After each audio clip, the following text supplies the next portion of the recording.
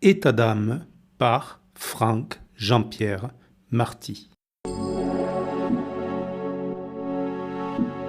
Dans ce blog audio, je vous livre d'une façon non régulière mes réflexions, mes pensées, mes coups de cœur ou de gueule, bref, mes états d'âme sur le milieu de la spiritualité, de l'ésotérisme et des thérapies alternatives.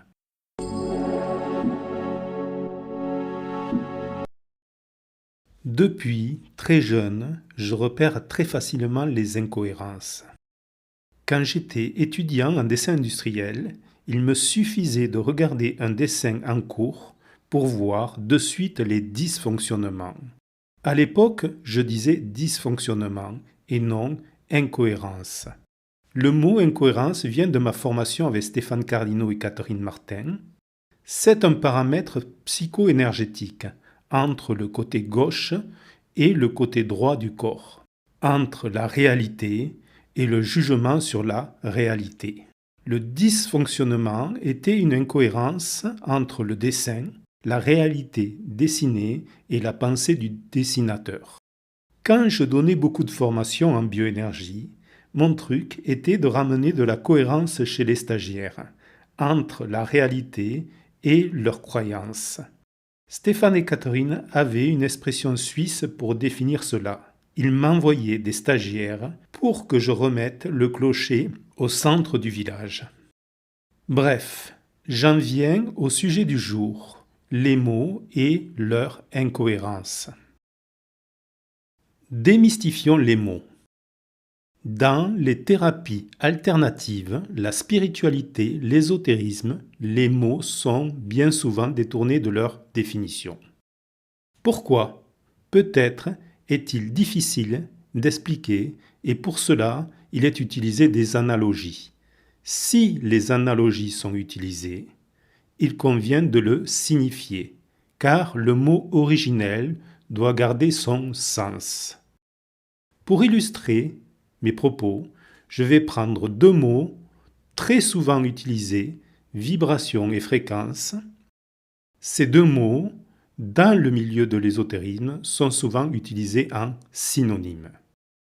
Définition de vibration. Une vibration est un mouvement d'oscillation mécanique autour d'une position d'équilibre stable. La vibration est donc mécanique. Un haut-parleur, une pierre qui tombe dans l'eau produisent une vibration. Est-ce que vous utilisez ce mot dans ce sens ? Définition de la fréquence. La fréquence est le nombre de fois qu'un phénomène périodique se reproduit par unité de temps. Il est possible de parler de fréquence d'un courant alternatif, d'une onde sonore, d'une oscillation mécanique.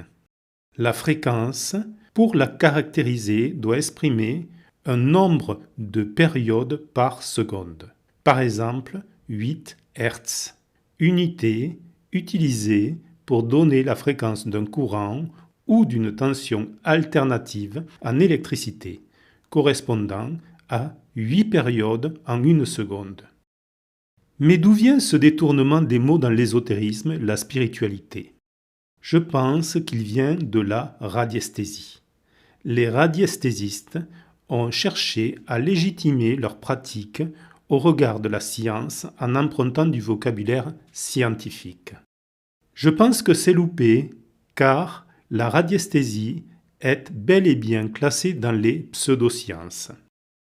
Pseudosciences, concept ou pratique prétendant à la scientificité sans respecter les méthodes ou les objectifs validés par la communauté scientifique. Pour expliquer ce qui peut être vécu dans nos champs d'expérience ou de pratique, est-il obligé de détourner des mots de la science ? Je ne le crois pas. Il est à mon sens possible juste d'exprimer ce qui est ressenti avec des mots simples. Exemple, plutôt que de dire « je sens une montée de la fréquence du taux vibratoire », oui, là j'ai tout mis, il est possible tout simplement de dire ce que l'on ressent. Je ressens de la chaleur dans le cœur, ou un fourmillement dans les mains, ou une légèreté dans le ventre, par exemple. Peut-être que tout le monde n'aura pas les mêmes ressentis, ce qui est normal, mais c'est un autre sujet. Mais l'expression de votre ressenti est factuelle et bien plus précise. Ne pas utiliser des mots hors de leur contexte, il en va de notre crédibilité envers le public et les institutions.